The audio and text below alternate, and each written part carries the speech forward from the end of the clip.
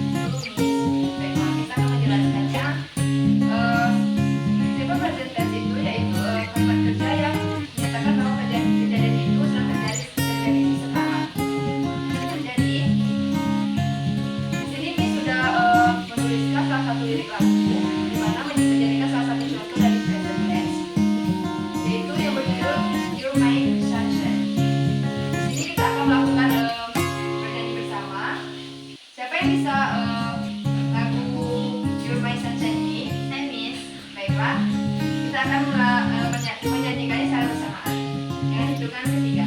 1, 2, 3.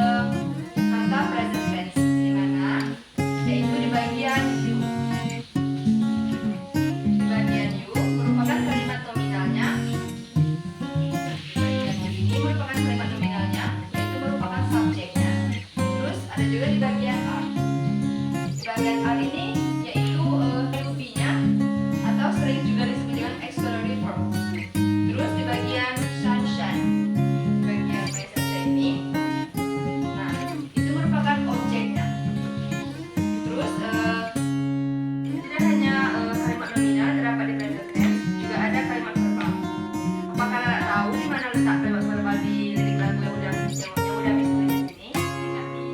Terdapat di kalimat ketiga di bagian You Make Me Happy. Baiklah, di sini Miss akan bulatkan salah satu kalimatnya, yaitu di bagian back sini. Kenapa tidak ada penambahan s?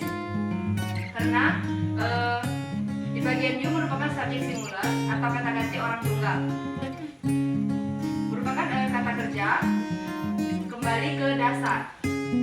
Tidak ada penambahan s ataupun es-nya.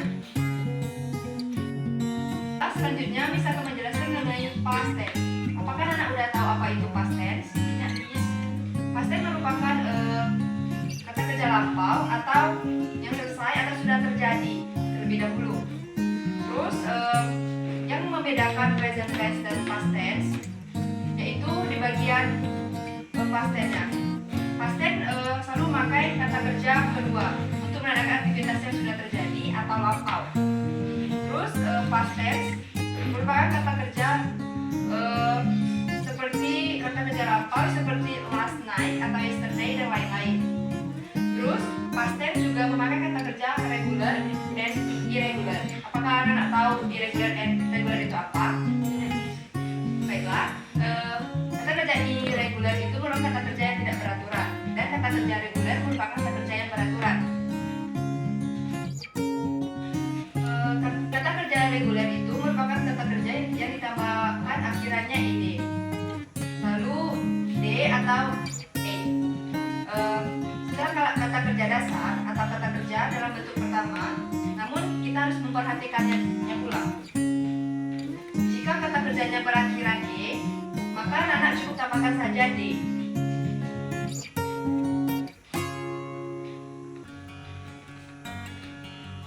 Baiklah, di sini kita akan mencontohkan satu kalimat.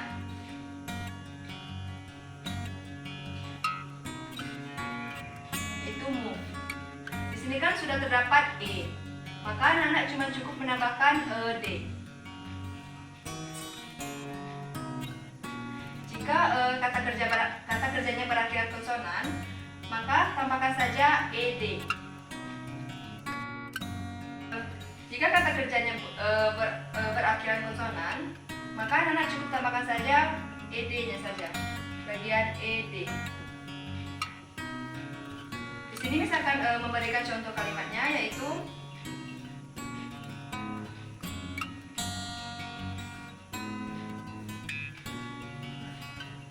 dump. Di sini ada penambahan ed-nya. Terus misalkan apabila kata kerjanya berakhiran y, maka biasanya akan berubah menjadi i. Karena kata kerjanya itu mengikuti konsonan. Untuk kata kerja yang berakhiran y, maka biasanya akan berubah menjadi i. Kenapa berubah menjadi i? Karena mengikuti konsonan. Lalu biasanya akan ditambah menjadi ed. Di samping ini sudah menuliskan contohnya, yaitu cry menjadi cry. Di sini Miss akan menjelaskan mengenai irregular verb. Di irregular verb ini Miss sudah menuliskan contoh di sini, yaitu menggunakan verb 1, verb 2, and verb 3 karena bentuknya tidak sama, yaitu di bagian read. Untuk verb pertama yaitu menggunakan read. Miss akan memberikan contoh di bagian irregular verb atau kata kerja yang tidak beraturan. Untuk di bagian read, untuk verb 1-nya pronunciation-nya akan berganti menjadi read. Dan untuk verb 2 and 3-nya akan berubah menjadi read. Ini sudah menuliskan kalimat regular verb and irregular verb. Baiklah, di sini Miss akan membaca di bagian kalimat regular verb and irregular verb. Anak-anak mengikuti Miss ya. Yang pertama yaitu stay, punch, play, touch, Terus di bagian irregular verbnya, awake, awoke, begin, began, drank, eat, ate, run. Terima kasih kepada anak-anak atas partisipasi mengenai media pembelajaran Miss, yaitu tentang GTM, yaitu Grammar Translation Method. Itulah penjelasan dari Miss akhiri. Assalamualaikum warahmatullahi wabarakatuh.